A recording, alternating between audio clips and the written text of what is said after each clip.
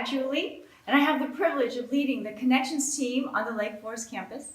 Our team serves and supports some of the most impactful and life-changing ministries in and for the body of Christ.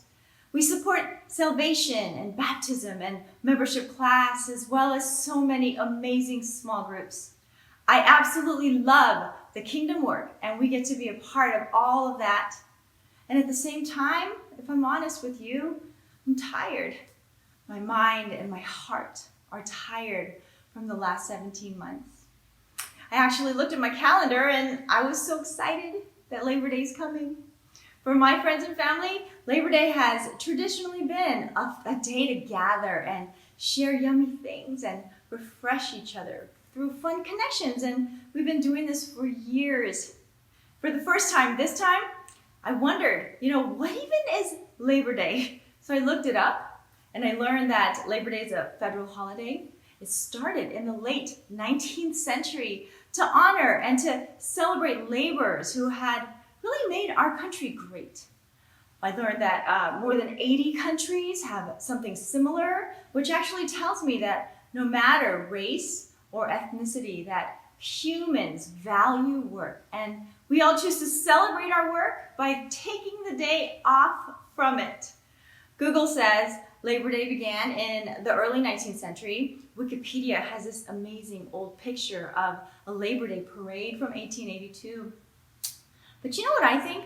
I think that the first Labor Day can actually be seen in the book of Genesis, chapter 2, verse 2.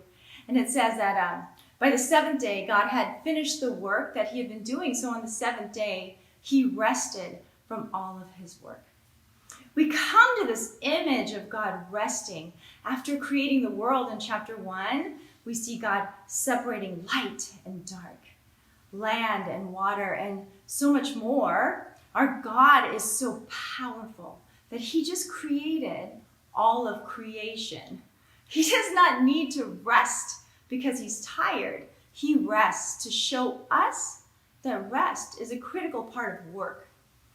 Culture says our worth is connected to what we produce. Yet for believers, God shows us that incredible work can be accomplished, and rest is a part of that equation.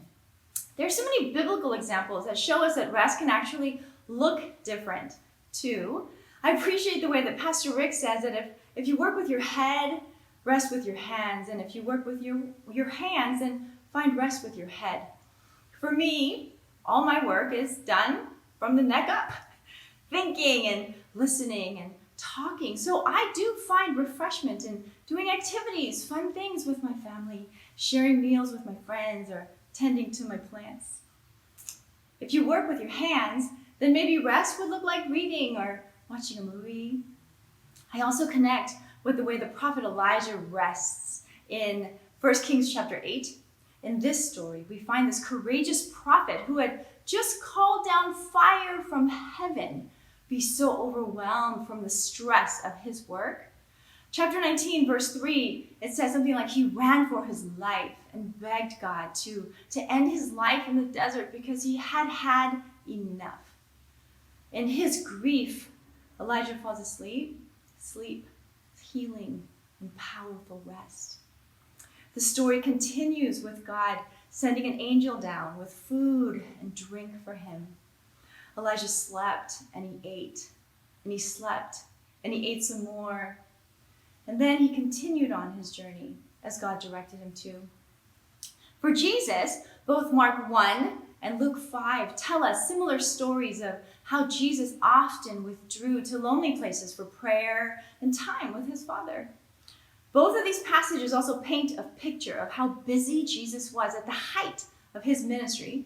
In Mark, we see Jesus healing people from disease and driving out demons and still making time for solitude. Not having time, but making time to rest and reconnect with God. The same picture of the important work and rest is repeated in Luke chapter 5. We know that when something is repeated, it's important. Please go read these passages yourself. Right now, the American Institute of Stress says that 80% of workers feel stress on the job.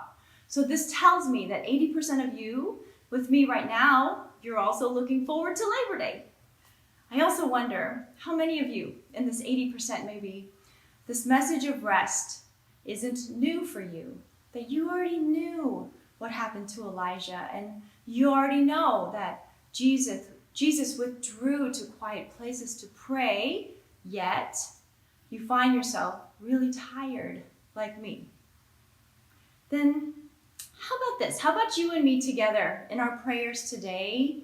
Maybe ask God to reveal why we're resistant to maybe making time to rest in the way that he shows us, in the way that he asks us to.